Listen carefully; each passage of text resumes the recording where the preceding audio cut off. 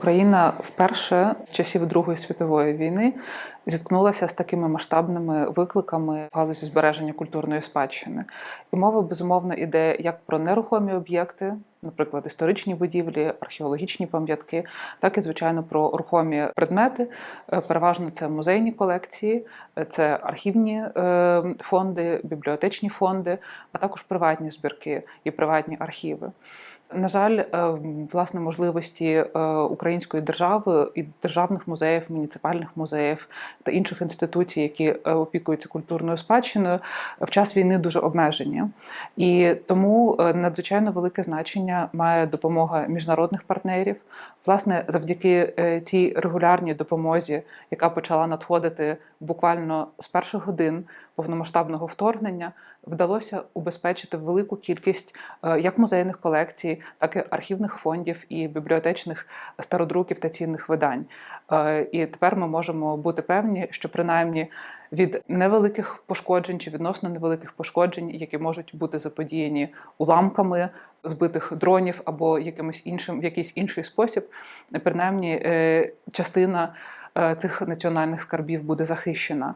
Проте, на жаль, приватні колекції знаходяться поза межами дій і можливостей державних організацій, і переважно питання їх збереження власне покладається на самих власників. І тут мені здається, що громадський сектор, професійні організації, і усі зацікавлені у тому, щоб зберегти архіви, колекції, майстерні тих, хто сьогодні творить в Україні майбутню культурну спадщину, власне, можуть об'єднати свої зусилля також для того, щоб допомогти сучасним художникам, допомогти зберегти архіви сучасних дослідників, і, власне, убезпечити колекції творів, наприклад, творів народного мистецтва, народної ікони або творів сучасного мистецтва, яких теж в Україні дуже багато в приватних руках.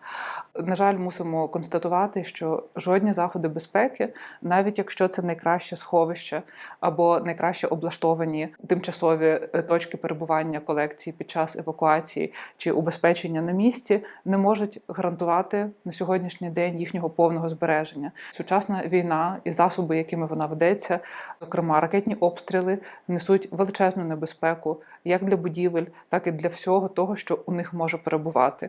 І, безумовно, в першу чергу для людей, які опікуються цими колекціями. Найголовнішою проблемою при захисті будь-яких об'єктів, як рухомих, так і нерухомих, мабуть, є, власне, сама наявність бойових дій і те, що Україна потрапила під такий масивний наступ, під таку масивну агресію з боку Росії. Найкращим рішенням для усієї цієї сукупності проблем і ризиків, фізичних ризиків, які несе за собою руйнування різноманітних населених пунктів, є якнайшвидше припинення бойових дій. Але мусимо також пам'ятати, що закінчення гарячої фази війни не гарантує автоматичного зменшення ризиків для усіх об'єктів культурної спадщини, як рухомих, так і нерухомих. Величезна кількість території України залишається замінованою і, вочевидь, буде розміновуватися ще багато десятиліть після того, як, власне, війна завершиться. Крім того, частина рухомих предметів з музейних колекцій, з архівних колекцій або бібліотек, вочевидь, знищена безповоротно під час бойових дій, або так само може не повернутися з території після їх деокупації. На жаль, ми не знаємо, в який спосіб і як зараз там зберігаються музейні колекції, і ми також не знаємо їх подальшої долі. На жаль, тут не всі свої можливості Україна може задіяти для того, щоб ось так на відстані, не маючи прямого контакту, і навіть за допомогою міжнародних партнерів убезпечити усі ці скарби. Так само ми знаємо, що постраждало під час бойових дій достатньо багато приватних колекцій або приватних архівів, які залишалися на територіях, до яких впритул підійшла лінія фронту, або тих, які потрапили під окупацію. Ми знаємо відому історію, трагічну історію Володимира Вакуленка і його щоденника. І, власне, якби не Вікторія Амеліна, якби не близькі Володимира Вакуленка, це унікальне джерело свідчень про окупацію на території Харківщини було б назавжди втрачене. І ми на сьогоднішній день не знаємо, чи не спіткає така втрата і інші колекції або важливі свідчення цієї війни.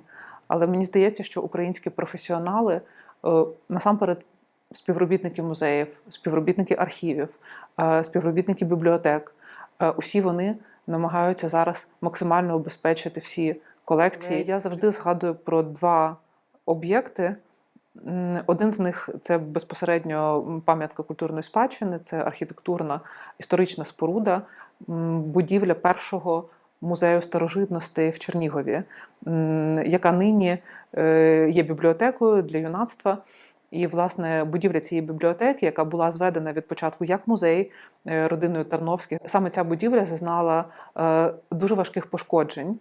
І мені здавалося, що так мріялося про те, що після реставрації, після відновлення там знову міг би бути музей. А, наприклад, бібліотека не могла би переміститися в більш сучасне приміщення, теж з відповідним сховищем, де можна було би проводити, можливо, більше активностей різноманітних, ніж в історичній будівлі.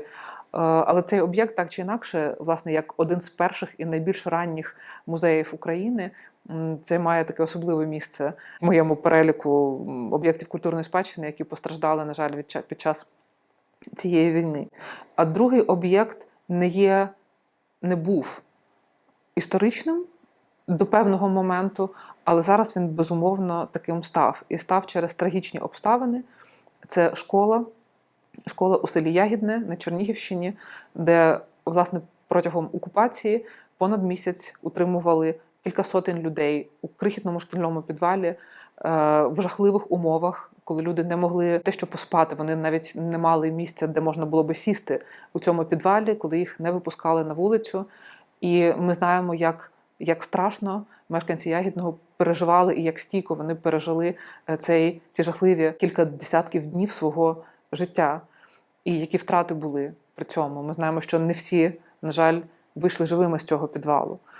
І саме цей об'єкт, мені здається, стане в майбутньому одним із символів і найбільш відвідуваних місць в Україні, через які українське суспільство говоритиме світу про те, що відбулося, і, можливо, ділитиметься думками і досвідом, щоб цього не сталося знову. Мабуть, початок цього процесу сягає часів Революції Гідності, коли цілі райони міста Києва фактично перетворились на пам'ятки, на пам'ятні місця, пов'язані з історією протестів і з історією загибелі Героїв Небесної Сотні. Але, на жаль, повномасштабне вторгнення додало до цього списку пам'ятних місць і ще дуже багато точок на мапі України. І за кожною такою точкою на мапі стоять десятки життів, десятки, сотні доль людей, які витримали найстрашніші випробування у своєму житті, і пам'ять про які має зберігатися і для наступних поколінь. І мені здається, наш обов'язок є зберегти цю пам'ять належним чином.